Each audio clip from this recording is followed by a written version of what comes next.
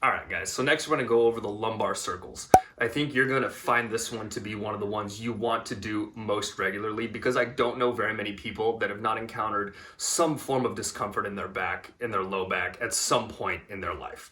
So the lumbar circle is going to utilize our lumbar spine. That's simply our low back.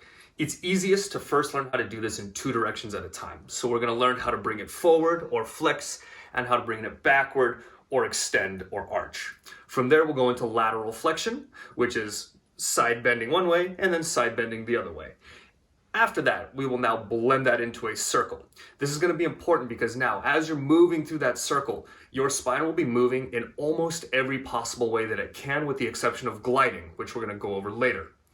As it can move through all these different ranges of motion, your brain will start to understand that your spine can move the way it should, and it will be less likely to protect it. When it doesn't feel the need to protect it, it means no protective outputs. And protective outputs are the things like pain, stiffness, inflammation, all the things that you want to get rid of.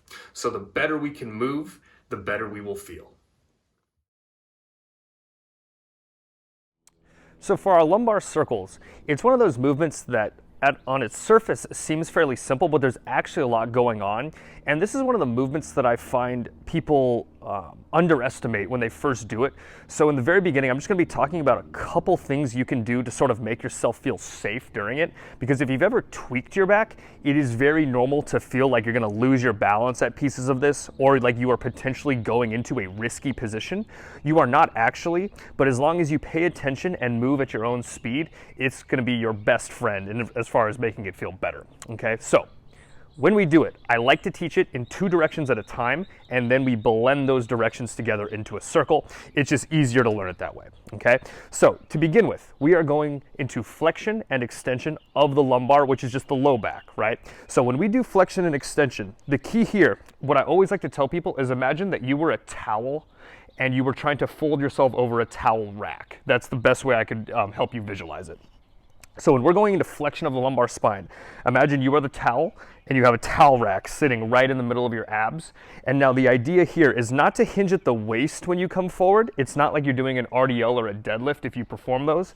It's like you are actually folding yourself over that towel rack, right? So this would be flexion at the lumbar spine. I'm trying to create as much rounding as I can. I'm squeezing down through my abs. And now when we go into extension, you may need to hold on to something. So you can hold on to a wall, you can hold on to a chair, it doesn't matter, just usually feeling balance is good. Unlock your knees and hips a little bit, and we are going to go back as far as you're comfortable going. This one will get better over time. So if in the beginning you can only go about this far before it feels like bad things are gonna happen, stop there, right? We don't force it. But if you can keep going, you're just gonna keep going, and you go back as far as you can. Okay, so we have flexion, and we have extension. Okay, that's our first two directions. Now we go left and right, technically known as lateral flexion, but just think of it as going to the side. So now from here, I think about crunching over here and stretching over here.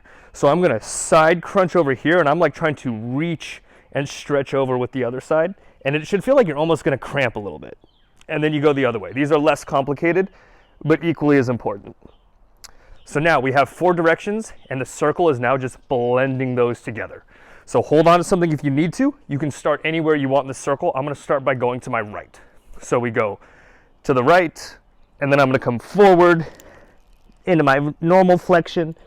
I go to the other side, and then I go back. Okay, I like to do a couple in each direction. So you would do a couple that way, and then change directions.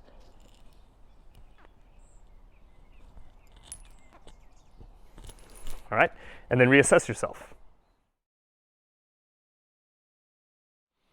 Okay, so now the half lumbar circle, even though you're now technically using less range of motion than a full lumbar circle, I actually like to consider this a progression of sorts, because I think it feels actually a little bit less natural, and oftentimes when we start to target a single side, things actually get more complex. There's a lot of stuff where it actually is easier if both sides are doing it at once, whereas if you force one side of the brain to work exclusively, it actually gets harder. So I actually consider the half lumbar circle to be a progression to the full lumbar circle. And so now with this one, it is exactly like it sounds, right? If we had our full circle before where we were going all the way around.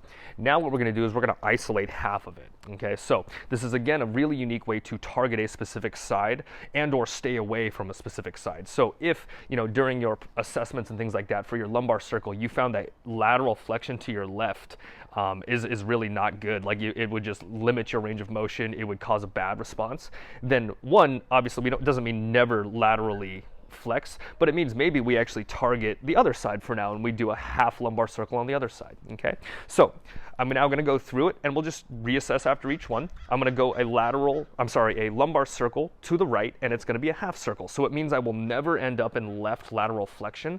I will basically be moving through a semicircle along my right side. Okay, so if I start going to my right, I'm going to laterally flex, and then I can come forward. Right, so I come into my full spinal flexion, and now instead of going to my left, I'm going to go straight back.